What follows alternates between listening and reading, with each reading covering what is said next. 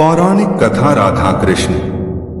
सतयुग और त्रेता युग बीतने के बाद जब द्वापर युग आया तो पृथ्वी पर झूठ, अन्याय, असत्य, अनाचार और अत्याचार होने लगे और फिर प्रतिदिन उनकी अधिकता में वृद्धि होती चली गई। अधर्म के भार से पृथ्वी दुखित हो उठी। उसने ब्रह्मा, विष्णु और शिव के पास पहुंचकर प्रार्थना की कि वे उसे इस असहनीय भार से मुक्त करें, लेकिन वे तीनों ही पृथ्वी को इस भार से मुक्त करने में असमर्थ थे। कोई उपाय न देखकर विष्णु ने कहा, चलिए हम लोग भगवान के पास चलें, वही हमें कोई उपाय बता सकेंगे। विष्णु लक्ष्मी, ब्रह्मा और शिव के साथ गोलोक में पहुंचे तो उन्होंने परब्रह्म परमेश्वर को कृष्ण के रूप में और उनकी माया को राधा के रूप में देखा। गोलोक के वृंदावन नामक सुंदर और सुरमय वन में एक सुंदर आश्रम था। उसी के निकट एक नदी बह रही थी।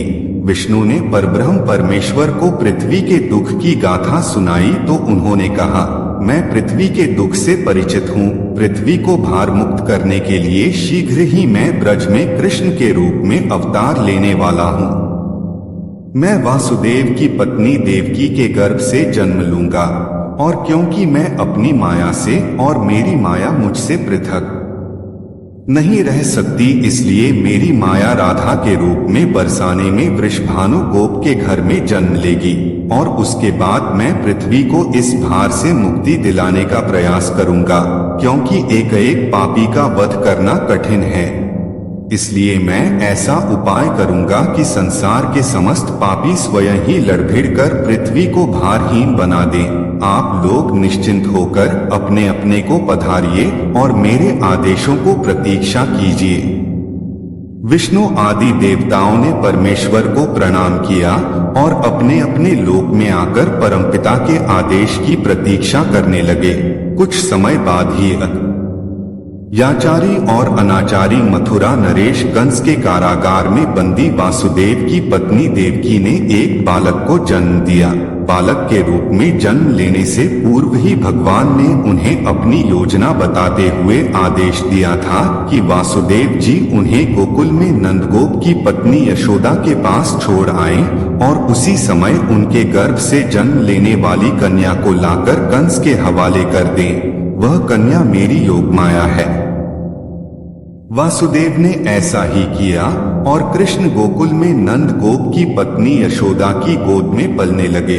उसी समय उनकी माया ने भी राधा के रूप में बरसाने के वृषभानु गोप की पत्नी के गर्भ से जन्म लिया, जिसका नाम माता पिता ने बड़े चाव से राधा रख दिया। दो अलग अलग गांवों में रहते हुए भी राधा और कृष्ण बचपन से ही एक दूसरे को चाहने लगे थे। वन में गायें चराते हुए अक्सर राधा से कृष्ण की भेंट हो जाया करती थी। फिर जब वे दोनों बड़े हो गए तो जब भी रात की बेला में कृष्ण अपनी बांसुरी के स्वरों द्वारा अपनी प्रियतमा राधा को पुकारते, राधा अपनी सहेली गोपबालाओं के साथ कृष्ण के पास पहुंच जाती। राधा और कृष्ण का यह प्रेम दो किशोर लड़के लड़की का प्रेम था जो थोड़े से दिनों में ही पूरे ब्रज में चर्चित हो गया।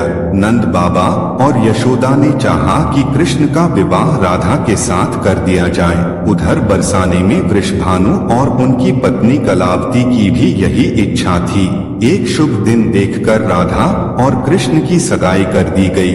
पूरा ब्रज प्रदेश आनंदोल्लास भरे उत्सवों से भर गया, लेकिन उन दोनों का विवाह नहीं हो पाया था कि कंस के आदेश पर अक्रूर कृष्ण को बुलाने के लिए मथुरा से वृंदावन पहुंच गए और अत्याचारी कंस तथा राक्षसी स्वभाव वाले उसके अनुचरों का वध करने के लिए कृष्ण को बलराम के साथ वृंदावन छोड़कर मथुरा जाना पड़ा। और मथुरा में कंस आदि का वध करने के बाद मथुरा राज्य की सुरक्षा के उत्तरदायित्व ने कृष्ण को इतना उलझा दिया कि वह चाहकर भी वृंदावन नहीं जा सके। अपने जामाता कंस के वध का बदला लेने के लिए उसके ससुर जरासंध ने अपनी विशाल सेना के साथ मथुरा को घेर लिया, लेकिन कृष्ण और बलराम ने अपने पराक्रम से जरासंध और उसकी विशाल सेना को पीठ दिखाकर भागने पर विवश कर दिया। लेकिन जरासंध पराजित होकर भी शांत नहीं बैठा। उसके कई बार मथुरा पर आक्रमण किए। मथुरा एक छोटा सा राज्य था और मथुरा नगर को सुरक्षित स्थान पर नहीं बसाया गया था। अतः कृष्ण ने मथुरा छोड़कर अन्य कहीं जाने का निश्चय कर लिया और जरासंध की विशाल सेना के बीच से मथुरावासियों को सुरक्षित निकालकर हजारों योजन दूर भारतवर्ष के पश्चिमी सागर तट पर ले गए और द्वारका नगर की स्थापना करके एक शक्तिशाली यादव राज्य स्थापित कर दिया। अक्रर के साथ मथुरा छोड़कर आने के बाद कृष्ण और राधा का मिलन फिर कभी नहीं हुआ, लेकिन वे आजीवन एक दूसरे को भूल नहीं पाए।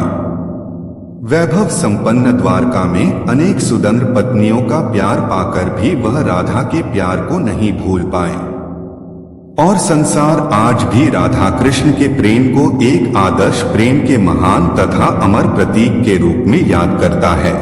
उनकी मूर्तियां भारत के मंदिरों में ही नहीं विदेशों में भी अनेक मंदिरों में प्रतिष्ठित हैं और लोग बड़े भक्ति भाव से उनकी पूजा आराधना करते हैं। ऐसी ही और वीडियो देखने के लिए हमारे इस चैनल ज्ञान की गंगा को सब्सक्राइब करें। धन्यवाद। हर हर महादेव।